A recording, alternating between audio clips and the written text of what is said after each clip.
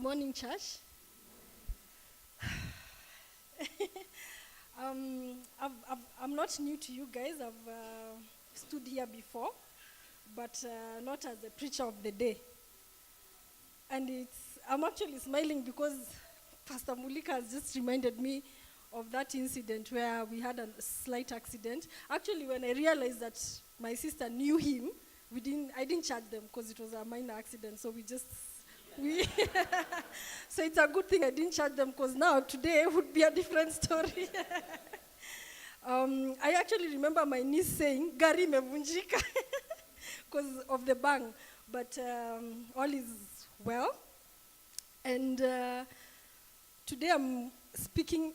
Actually, when I prepared for the word today, I was hoping that we'd have a different person to lead the service. You know, the ones who lead until it's 12:30, and then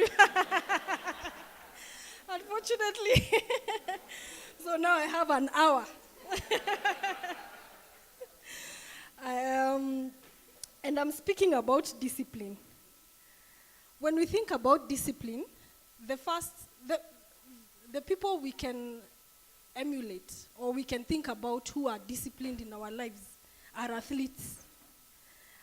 One thing I know about athletes is that discipline is the first thing they do to get where they are. For example, I would think of an athlete like Usain Bolt. He's a legend in athletics. He has 6 world records. He has won 9 Olympic gold medals. He has won 11 IAAF World Championship Games gold. And he has other many medals that we don't know about because they're not like international achievements. He holds the record for being unbeaten in the 100 meters, 200 meters, and the 4x100 meters. So, having achieved this, over and above that, he has achieved the triple-triple. Triple-triple means you have won 3 gold medals in 3 races in 3 consecutive Olympic Games. So in 2008, in 2012, and in 2016, he won the gold medals for 100 meters, 200 meters, and the 4x100 meter relay. So he has achieved a lot. And when you look at his life, we realize that all his competing career, he has not been on the track for more than 10 minutes. Just 10 minutes. If you add on, because he's a sprinter, so he sprints, like his races are short. So when you add on all the time he has competed, it has only taken 10 minutes. But what about the preparation for that 10 minutes? He's been training since he was 10 years old. 10 years old for 2 decades just to compete for 10 minutes. In fact, according to the Forbes magazine 2017, he is worth 34.2 million. So he's earned 34.2 million in less than 10 minutes, but he's prepared for 2 decades. So basically, this is what I'm trying to talk about in terms of discipline. It's an ongoing process. Discipline is not a one-time thing. You don't do it now and then achieve what you wanted and then stop. It's a continuous process. And I realize in our generation today, it's not very easy to talk to people about discipline because we live in a world of instant gratification. Instant coffee. What else is instant? Instant messages. Instant prayers. Indomie. Mm-hmm. Sport pesa. So we are accustomed to that life of you want something and you get it now. Yet, good things take time. If you look at good relationships, they've taken time for people to work on the relationship and get better at it every day. Even like greener pastures, when we are saying we are looking for greener pastures, that pasture, somebody took care of it to look like that. But it took time. So today I'm going to be talking about self-discipline. There's discipline in general, and there's self-discipline. Self-discipline, I chose to focus on self-discipline because, in essence, you have to win you first before you can win other people or even change other people. Like, for example, if you want to change how you look, you have to do it yourself. Nobody else can do it for you. So discipline, in essence, is consistency of action over time. And that is having the inner will to do whatever it takes to get the outcome that you want. In the recent past, we've been seeing gambling has taken up most of people's lives. People are actually studying these things, like SportPesa. I hear people actually study the games, they know the players, they know which teams are likely to win, and they put in a lot of effort to bet. And as Christians, we've also been carried up by this wave. Attend this conference, and you become, your life will be changed forever, or read this book, and you'll never struggle again. Like we've started being taught about this instant thing. We rarely are people focusing on the discipline it takes to get to where we want. For example, for me, when I started my walk, Pastor Mulika only knows about the evening walk. I actually walk in the morning. So in the morning, I'm in town by 6:30. I walk from town by,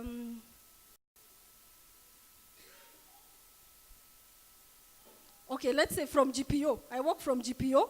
I go into Uhuru Park, up Community, up Ngong Road, all the way to Adams in the morning. So it takes me an hour or an hour, 10 minutes if I'm feeling lazy that day.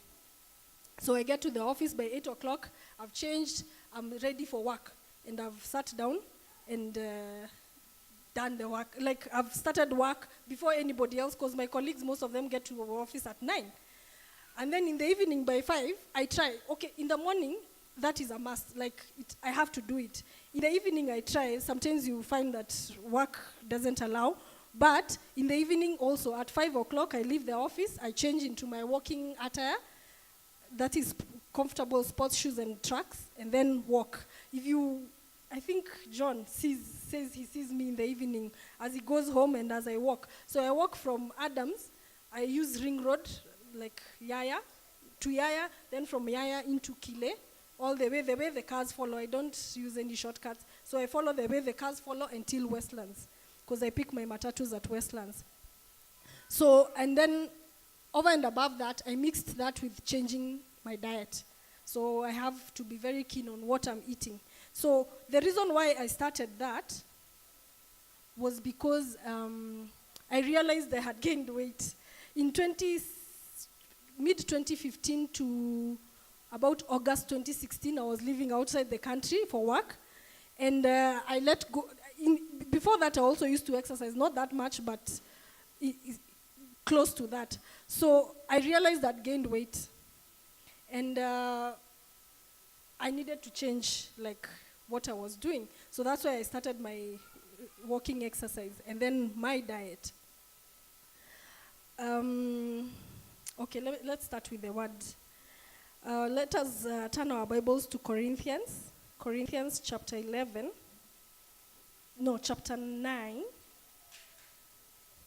First Corinthians chapter 9, verse 24. The Bible says, do you not know that those who run in a race all run, but one receives the prize? Run in such a way that you may obtain it. And everyone who competes for the prize is temperate in all things. Now they do it to obtain a perishable crown, but we for an imperishable crown.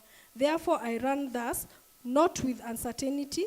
Thus I fight, not as one who beats the air, but I discipline my body and bring it into subjection, lest when I have preached to others, I myself should become disqualified. So what have I learned in the last year? I have learned that it takes a lot of hard work to achieve what you want. Like, there's no shortcut. And most of us, like, the reason why we don't get to where we want in goals, not even, like, my goal was to lose weight. For other people, it's financial freedom. For other people, it's a better relationship with your spouse, with your children, with your parents. Like, the goal can be anything. But what I've discovered is that more than anything, self-discipline will have the greatest influence on how well you do anything, including your spiritual life. And maybe right now you're thinking, I try for a while and then I fall off. Like, I start, like, this is a new year, so everyone had goals for 2018, and you started day one of 2018, January 2018, you stopped eating junk food. And week 1 went, week 2 went, now we are in week 3. People have been paid, as Percy was saying, so maybe you're back to your bad eating habits. So you can ask, what is that one thing that will keep you being disciplined? Because discipline is a journey. So for me, in my opinion, that is motivation, finding your why. The reason why you want to do what you want to do.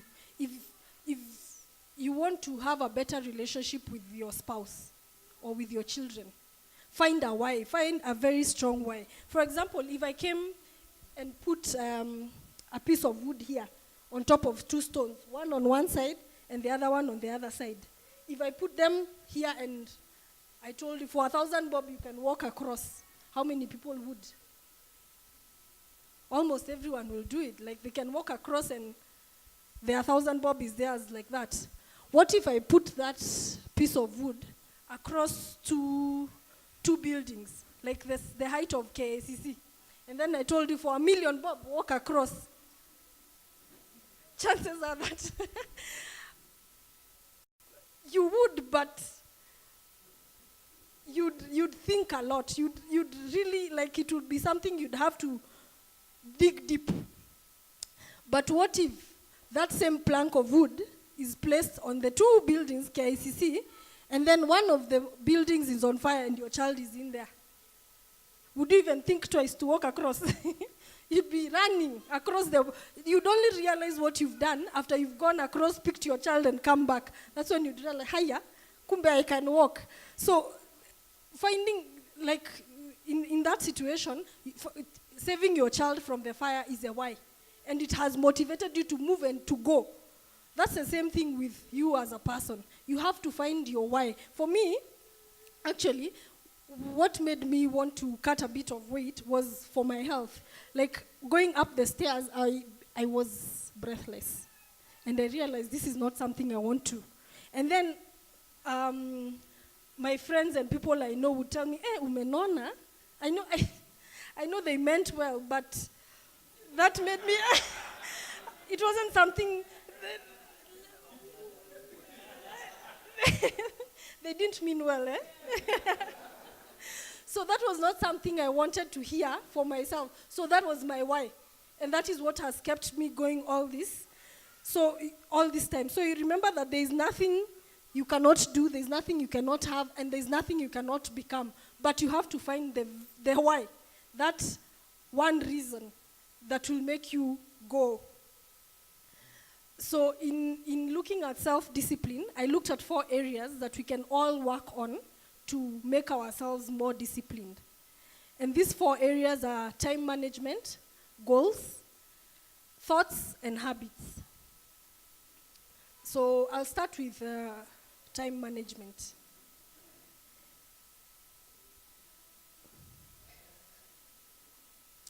In Luke chapter 14, verse 28,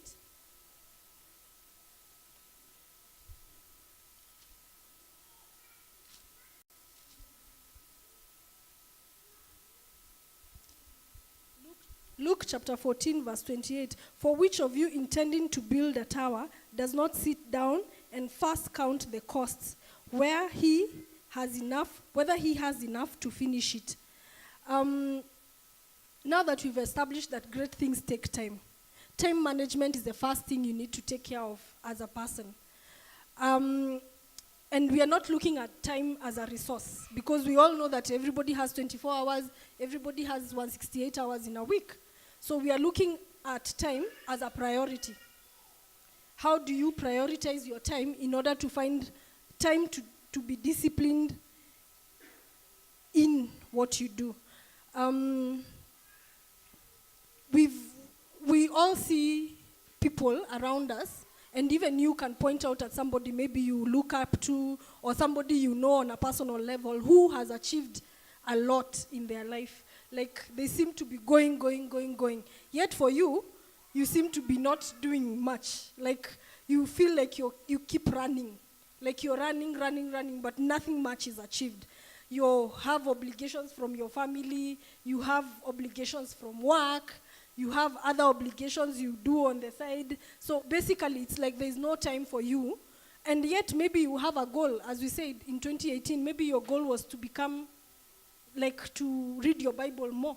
But when you look at your time, in the morning you wake up, you have to rush the kids out of the house to go to school, you have to prepare yourself, you have to go to work. When you get to work, the boss is expecting this or that from you. When you come in the evening, you do homework. As in, by the time you're asleep, there's no time. There's no time to read the Word of God. There's no time to read a book if your aim is to read books.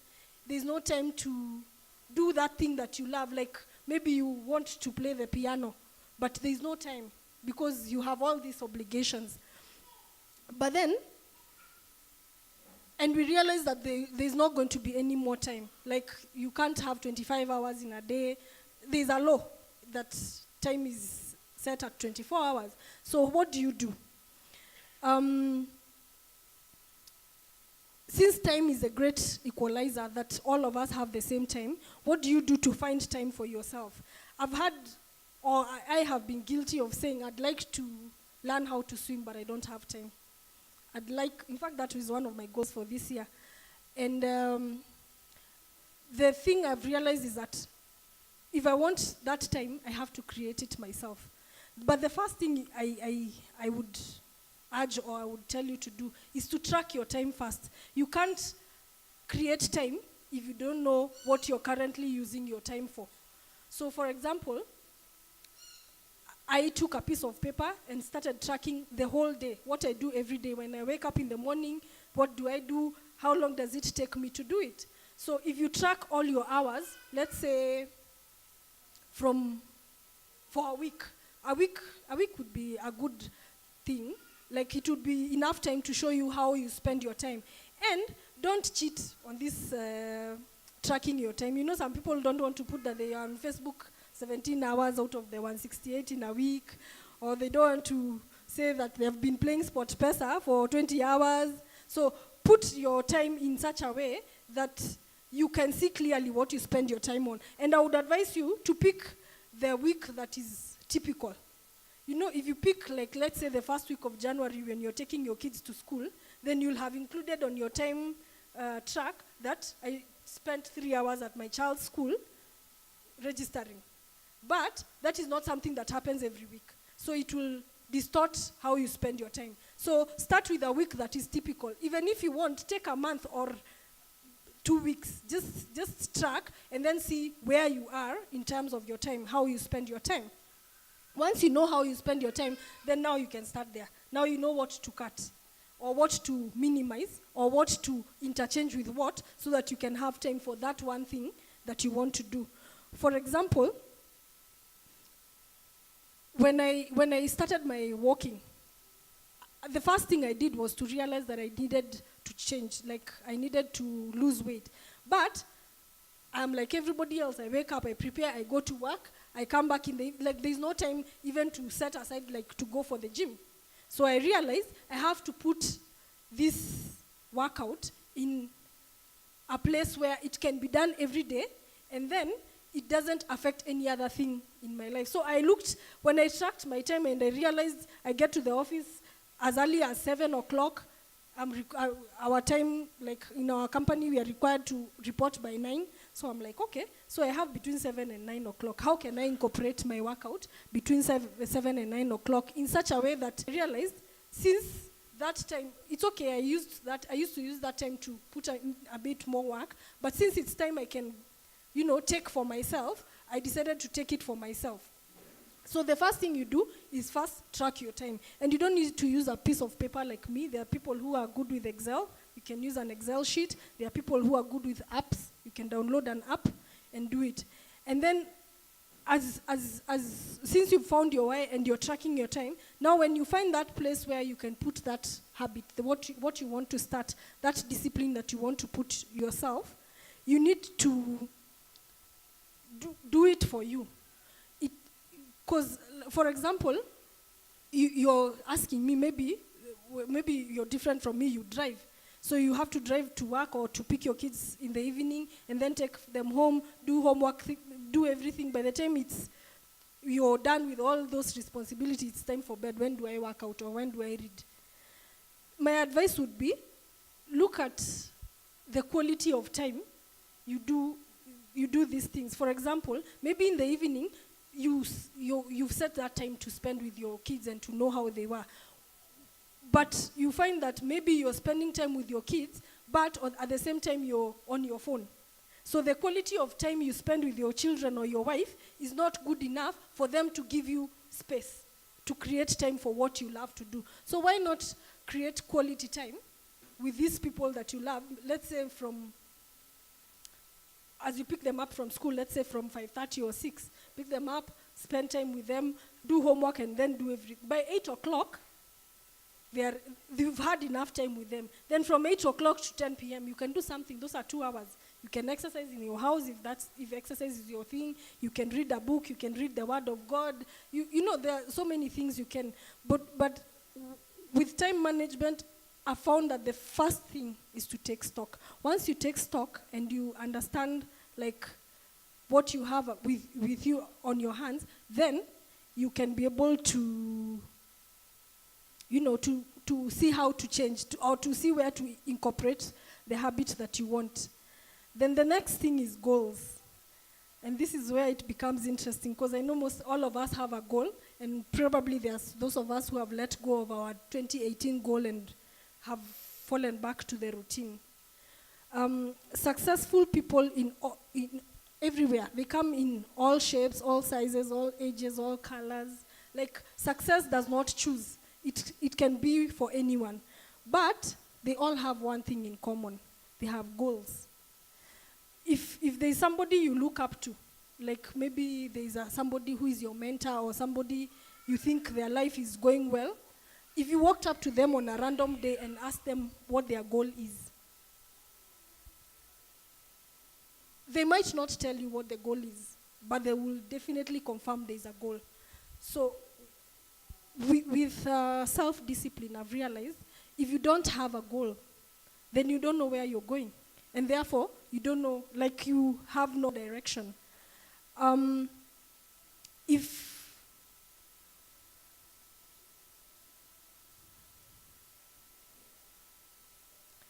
thinking if you have a goal and you don't have it, it's not a specific goal, then it's just a wish or it's just a dream. You're just wishing, I wish I had this, I wish I had that. But there's a difference between goals and what you're wishing for. Because right now I can assure you that the life you're living right now, it's either life you planned for and have achieved, or it's what you have let happen to you because you've not had goals in the past. And in the study of successful people, I've realized that they all have goals. And the goals, having goals, goal setting is a process. And in this process, there are 4 things I picked up that you have to do in order to have the goals that you want. The first thing is to decide exactly what you want in every area of your life or in the area that you choose to focus on. For example, for me it was my journey to weight loss. And then you need to decide that weight loss. You need to decide what exactly it is that you want to gain from this weight loss. For example, I started to imagine there are no obstacles that I will face. Like everything will be smooth from this point to that point. Everything will be, I won't face any obstacles. I'll have everything I want. For example, I remember when I first, for me it started like a dream. I decided to dream big. I decided this is it, this is what I was going to do. But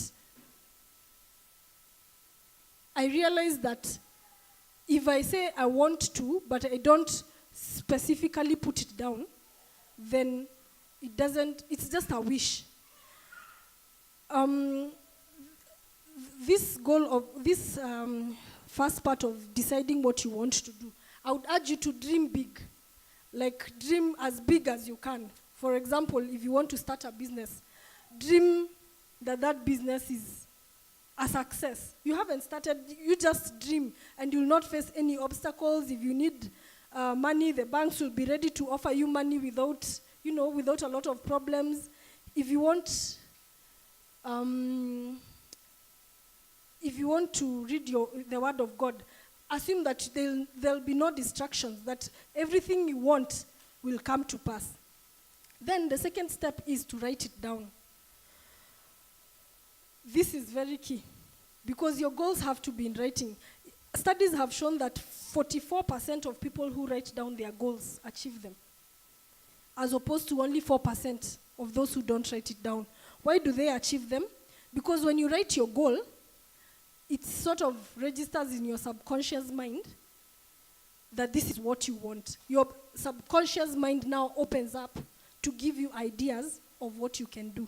So for example, if you're writing down the goal of losing weight, so the goal should not be losing weight. The goal should be, what is the target weight that you want to get. Or if your goal is to read the word of God, the goal there should be target by, let's say now we're in January, by December 2018, I want to have read 4 books in the Bible. Maybe start with Matthew, Mark, or maybe you want to read the whole of the New Testament. So that you have to write it down. When you write down the New Testament, then it opens up your mind to start thinking of ways you can bring this goal to fruition. And when you write it, make sure there's a deadline. Because if there's no deadline, then you don't feel the pressure to do it. Because if, for example, okay, like for me, my weight goal didn't have there was a deadline of the weight I wanted to achieve by 2017, December, because I started in January, by 2017. But when I wrote it down, I didn't just write the goal and then let it go. I had to now outline the things that have to come under there. So my first of what I wanted to do was start physical exercise. So when I wrote down physical exercise, then ideas started to come into my head. What can I do for physical exercise? Do I join the gym? Do I, what do I do? So that's when the walking came in. And then my second thing was to change my diet. I realized I was eating, because I tracked my food intake, I realized I was taking a lot of wheat and a lot of junk, like salty junk food, like crisps and such. So I realized then I had to cut down on that. So for me to cut down, do I start cutting down the entire, I stop it at once, or do I scale it down? You see? So when I wrote it down, then ideas start to come into my head of what I can do. And that's the same thing with you. If you have a goal, when you write the goal down, then ideas start to come into your head. How do I achieve? Maybe your goal is financial, to save more this year. So you write to save more and you put maybe a figure there. By the end of the year, I want to have 50K in savings. So 50K in savings, it will start to give you an idea of how much do I earn. Then you realize this is how much I earn. Then it will give you an idea to track how you spend. So you start tracking. I use this much for fuel. I give this much in church. I use this much for shopping for the house. I pay this much rent. So you realize, okay, so out of all this, what can I reduce? So you start to think, maybe I can reduce the amount of trips I do with my car so that I have 1,000 bob saved on fuel. And then when you save 1,000 bob on fuel, then you decide, okay, how do I save this money in such a way I won't use it? Maybe you put it in an investment or do something else. But so that's how the goal comes, and that is why it is important to write it down. So the third, once you write it down and set a deadline, the fourth thing that you need to do is make a list of everything you have to do to achieve the goal, as I was telling you. So that when you have a list, of everything you want to do, then you can prioritize the list and interchange and see, okay, so this is the first thing I need to do. So you start doing that one thing. If you want to save more, you decide maybe the first thing I need to do is to cut down on fuel. So the first thing is cut down on fuel, the cost I use on fuel. So you start from there, one thing at a time, one thing at a time. Eventually you'll find that you've achieved everything you want to do. I know that our minds are very, very, very, very powerful. You know, just by writing down the goals, they can come to pass even without you reading through the list. Somehow, when you write down something, your mind, your subconscious mind, works to bring it to make it manifest without you noticing that it's happening. I remember in 2014, I had written down a few things that I wanted to achieve for that year, and I wrote it in January. Then I stuck that list inside my wardrobe. So that's not somewhere I see it every day. In fact, I forgot about it until at the end of 2014, I needed to move house. So when I was cleaning out the wardrobe, I saw the list. Surprisingly, everything on that list had come to pass. And I didn't do it consciously or through looking at the list every day, but just because I wrote it down, then my mind worked to bring it to come. And that's why I get to my third point on your thoughts. Your thoughts are very powerful. Have you ever thought about somebody and then they called you, ama you met them? That happens to me a lot. Ama when you call somebody that you have thought about, you say, oh, it's been a while since I spoke to this person, let me call them. And then when you call them, the first thing they tell you is, actually, I thought about you today. What happened? Your mind worked in the realms to make that thing happen. There's a writer called Robert Collier. He says there's nothing on earth that you cannot have once you have mentally accepted that you can achieve it. So with self-discipline and with achieving your goals, the first thing you need to do is to believe in your mind that you can do it. Because if I have goals, if I have tracked my time, I've realized this is what I need. First, I've realized what I need to do, then I've tracked my time, and then I have the goal written down. If at the back of my head I believe I can't make it, I won't be able to do it, even if I've written down all my goals. Because even our environment is as a result of our thoughts. The good thing is that our thoughts are very subjective. They depend on us to give them what they need to act on. So if you want to, let's say, if you want to run a marathon, and then you decide, this is January, and then you decide which marathon it is you want to run, and then in your head you tell yourself, hey, but I can't run a marathon, 42 Ks. That's a long, long distance.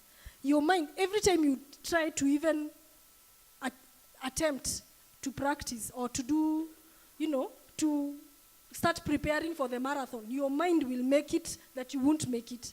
Because you've already told your subconscious mind, 42 Ks is very far, I can't make it. So your mind, every time you try to practice or to do something, maybe go to Karura for a jog in the morning so that you prepare your body, every time you get there, your mind works against you. It tells you, 42 Ks is very far, just leave it. Even this, you run for 10 minutes and then you decide, this is too hard, let me go home. But if your attitude and your mind is that I can do it, then you will win, you will make it. So our days are always a reflection of what we think and what we expect. If you wake up in the morning with the attitude of, leo ni siku mbaya, trust me, things will happen during that day. You will, maybe if you're driving, get an accident, or if you don't get an accident, something happens, maybe your baby is sick, you wake up, you get to work late, your boss is on your case, because that's the attitude you woke up during the day with. So if you have a good attitude, good things happen to you. If you have a fair attitude, fair things happen. If you have a poor attitude, bad things happen. Because you become what you constantly think about. And then, since our mind is divided into two. There's the active mind, and then there's the subconscious mind. The subconscious mind is actually the one that brings things into, make things come that we expect. So, and then the subconscious mind doesn't know what you want. It's like a garden. When you decide, like you have 2 pieces of land, and you decide on this one side, I'll plant maize. On this other side, I'll plant potatoes. There is no way this side you planted maize will bring potatoes, and then this other side brings maize. Whatever you planted is what will grow. It multiplies and grows. The same way our mind works. It's like a garden. What you plant in that mind is what grows. And it doesn't care what you plant. It doesn't tell you, oh, I don't want this or I don't want that. What you plant in your mind is what grows. So you plant negativity, it multiplies negativity and brings out negativity in your life. If you plant positivity, it multiplies this positivity and then it brings them to pass. So for this thing that you want to achieve for 2018, visualize that thing first in your mind and convince your mind that it is possible, that you can do it, and then do it. And the one thing you do to convince your mind is through what you think about and also what you say. The way we say that our words have power, that if you say something, it goes and it works, that's the same thing that happens with self-talk. If you tell yourself, I can do it, you will do it. If you tell yourself that you cannot do it, then you cannot do it. So what you need to do is first change your mind and then achieve what you want. And for me, what has worked for me, I have a small card I keep in my wallet. I write down the goal, like something positive I want in my life. Like for me, the current one for 2018 is that I have everything it takes to become healthy, wealthy, and happy. That is my saying for 2018. So every day as I take out money in my wallet, I see the card, I repeat the statement. Eventually, it gets registered in my mind and it comes to pass. Like I will have that which I have claimed. I will have good health, I will have wealth, and I will be happy. That's the same thing that you should do for yourself. Sometimes it's very hard because we've already built in the habit of saying negative things to ourselves. So you have to keep saying it to yourself until your mind believes it and then does it. For example, you can just have a statement that says, I can do it. And then keep repeating, I can do it to yourself. You can even stick it in different areas of your house. Like if you're mostly in the kitchen, put one in the kitchen that says, I can do it. If it's in the bathroom, put something, a writing in the bathroom that says, I can do it. And it works for everything. For example, even your attitude. If you want to, you've realized that you have a negative attitude and you want to change the attitude. Write attitude. And then place it where you see it first thing in the morning. If the first thing you see when you wake up in the morning is the back of your bedroom door, put it on the back of your bedroom door. Attitude. Eventually, once you put that thing in your head, that this is the first thing I see in my head in the morning, then you keep seeing it, then it registers in your mind, and then it changes.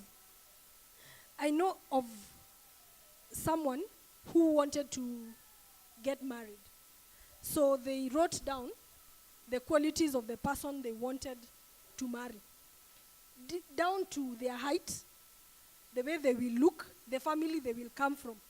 And then over and above that, they now, because of writing what they wanted that person to be, it then made their mind start thinking of, who do I need to become to meet that person? Like, I've written all the qualities I want in that person, the attitude, their thing. What do I need to do in myself to attract that person? So they wrote down the thing, everything that they wanted to become that will attract that kind of person that they wanted. And within a year, they had met somebody and they settled down. And when they looked, when they wrote it down, it was a notebook that they then misplaced in the house. One day they came across the notebook, and it was so funny because that person they were married to was everything that they had written on that list, including their height, including how they looked, the family they came from. Do you know he had even written how many siblings they'll have, and their wife has the number of siblings that he had written down. So when he shared it with us, it was so funny because he's like, I didn't even think about it until I saw this notebook. And then that is when he realized that whatever it is you think about and you attract, it's possible. So he realized it doesn't just work with relationships. It works with everything.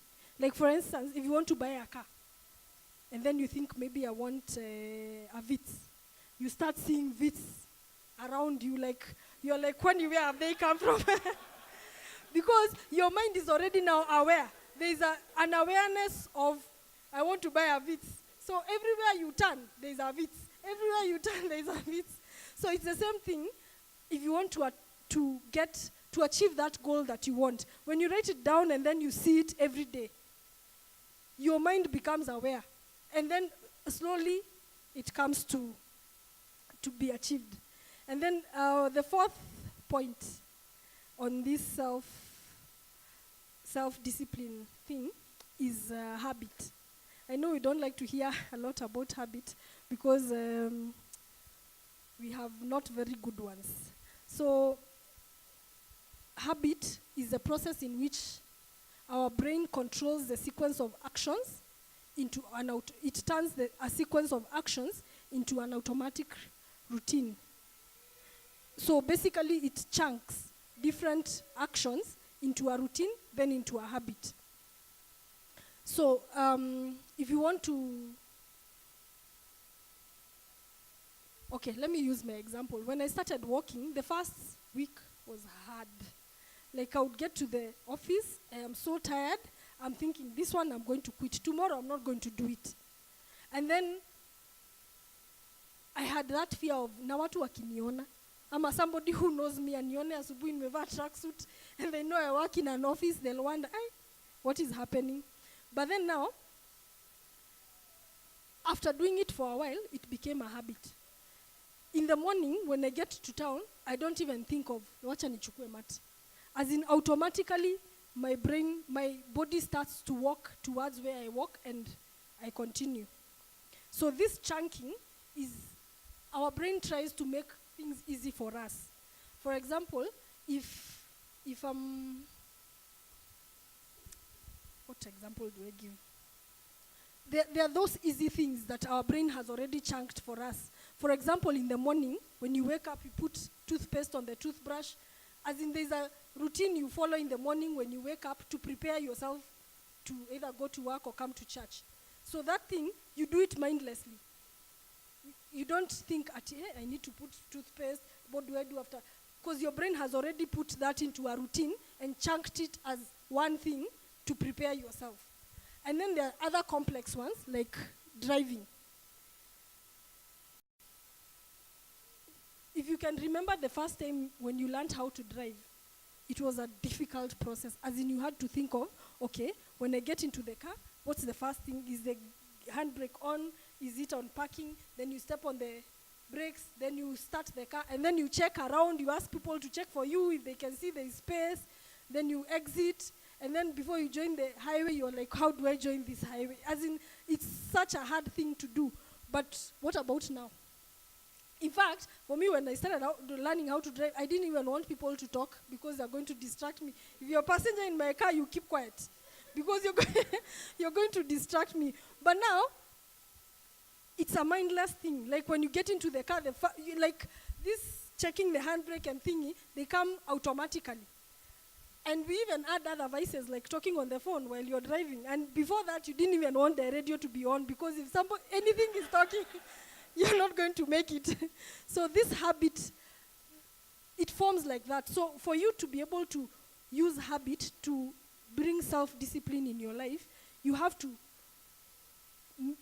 do this thing repeatedly so that your brain registers that this is something that you do, and then it makes it easy for you.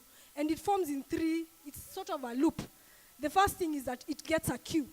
In the morning when you wake up, when you think of shower, your brain already has that cue. When you think of shower, it has the cue, it has already put your routine into a chunk. You take the toothbrush, you brush your teeth, you get into the shower, take a shower, get out, dress. Even when you're dressing, there's a way you start. There are people who start with dressing and then they apply themselves, mafuta. And there are people who apply mafuta kwanza and then they dress. And that is a routine that the brain has already registered. So you do it mindlessly. So in the same way, if you want to bring self-discipline in your life, in any area of your life, you have to do it repeatedly for a while before your brain can register it and then put it into a habit. So the thing you need to realize is that when the brain automatically forms habits. So if you have a bad habit, the brain automatically formed it because it realized there's usually a cue, then a routine, something you do, and then you get rewarded in a way. So that thing, it puts it into a small, like a small chunk as one thing so that it has space for other things. So for example, if you eat in the evening, like maybe when you're eating dinner, if you eat on the couch, once you go to the kitchen and serve food, automatically your brain registers that the next thing you do is sit at the couch, put a certain program. Like those things now come automatically because your brain has already registered this as a habit. So if you have a bad habit and you want to change it, to change into a good habit, you have to replace. Because that habit has already been formed in your brain. Like it has its space there in the brain. So for you to be able to change it, basically I don't even think you can change it. I think it's always there. It just requires the cue. So if you want a good habit, you now need to create it in that way. Create a cue. Like a cue for you is, it's 8 o'clock, time to read the Bible. So when you put that cue in your head, after doing it for a while, your brain automatically registers it. So this habit, if you have a bad habit, it's not destiny. It can be changed. But you have to put in the work to do it. So if in 2018, you have a goal, that one goal that you want to achieve, let's say it's a financial goal, because usually people in January form financial goals because you realize you spend so much in December and then come January, it's like it's 2 months. So if you want for you not to feel like that in January of 2019, you have already started, maybe you said, I will start an account where I will save for my December spending so that I don't go beyond the budget. What do? You make it into a habit. Like you put it in such a way that it becomes a routine and then it's formed in your brain. And remember that the brain will form a habit even without permission. Like if it's a bad habit, it will automatically come because there's a cue, there's a routine, and there's a reward. So in the same way as you're forming your habits and as you want to achieve your goals for 2018, it needs to be things that you can habitually do to be able to achieve success. And the funny thing is that when you,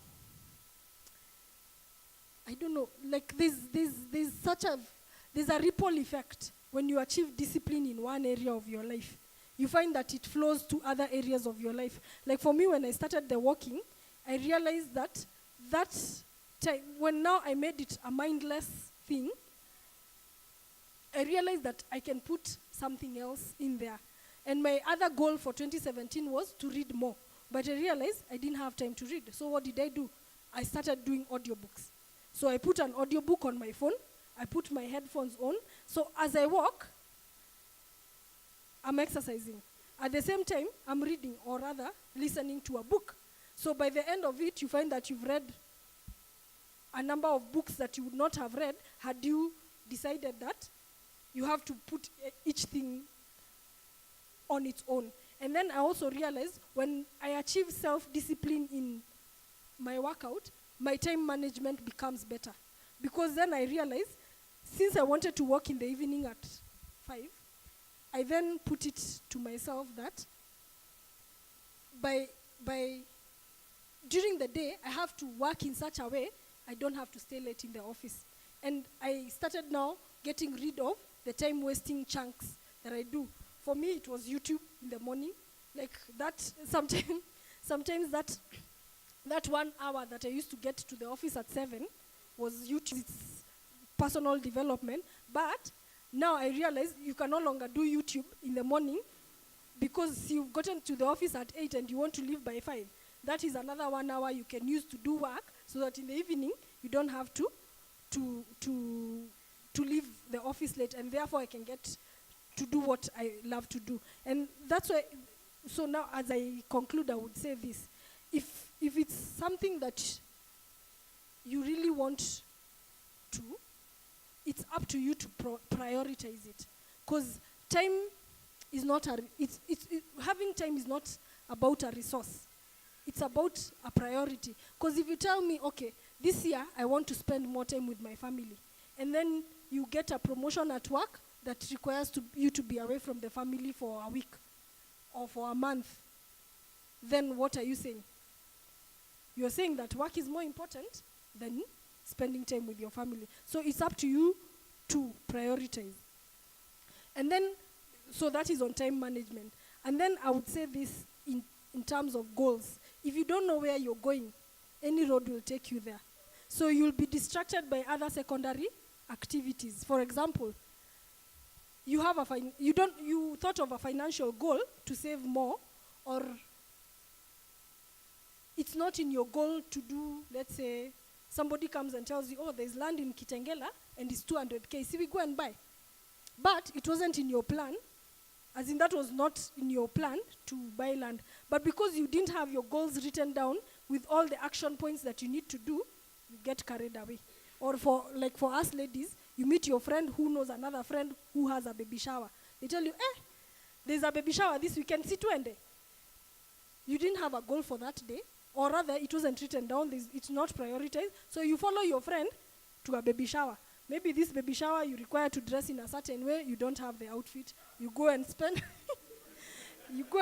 money to buy the outfit. Maybe they needed a specific gift and you need to all contribute 5,000. And because you already agreed to go to the baby shower, your 5,000 is gone like that. Yet, this is not 5,000 that you had budgeted for. So, you need to have your goals written down so that even when people come to distract you, you already know this is not in my strategic plan. And then, master your self-talk. What you tell yourself, what you say I can achieve or I cannot achieve, that is what will happen. And then, finally, you win every day. And that is where habit comes in. You have to do that thing every day for you to get to any level of success. And most people don't want to do the hard work because self-discipline is very hard work. You have to put that thing in your head and think about it all the time. And that is why we find ourselves getting distracted. For example, if I came here and picked 2 people, and then one person I told, I'll give you 3 million shillings right now. And then the other person I told, I'll give you 1 shilling that doubles in value every day. Who do you think people will envy? Yes, you have 3 million and me, I have a shilling. But look at it this way. If for instance, I told this person whose shilling doubles every day, I told them that it will take them 31 days. I'll give them that shilling that doubles every day for 31 days.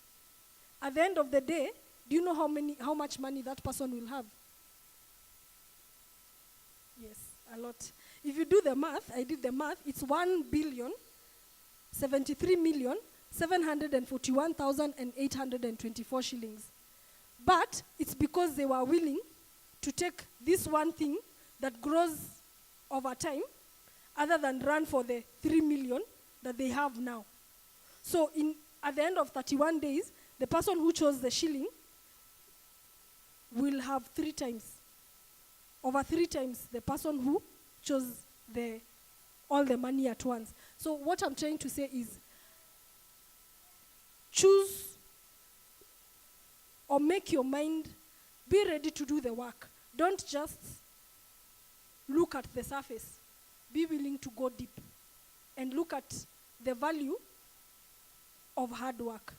And if we look at it this way, our parents used to do it all the time. Like in our parents' time, they didn't have the instant things that we have. And we appreciate that technology has come. But we realize that some of them have built themselves up to where they are because they were able to be patient, first of all, and then to do what it takes to get to where they are. But some of us, it's like, if I can't have it now, then I don't want it. And it's the generation that has made us like that, but we can choose to be different. We can choose to run like an athlete. The one, who puts in the discipline, who wakes up in the morning. If it's like Usain Bolt, he's on the track every single day of his life. Every single day. And it's not that we'll not face any obstacles. I read somewhere that Usain Bolt has a condition, a back condition, that makes him be in pain. He's constantly in pain. And actually, his left leg is shorter than the right leg because of his back condition, which he was born with. But he has not let the condition stop him. So even as we think about self-discipline and the things that we need to do and the goal that we need to achieve, we need to realize that you will face obstacles, but those obstacles are there to grow you. So face the obstacles as they come and then do the work. And once you do that, at the end of the year, you will be like, I am glad I did it. Because sometimes when we are told by some, in fact, come to think of it, if somebody today told you, I'll give you 3 million in 5 years, 5 years from now, you might think it's very far, but 5 years passes like this. And then eventually you have your 5 million. If you decide to say, no, it's too far. In 5 years, somebody else said yes. That 5 years to come, they'll have the 5 million and you'll have nothing.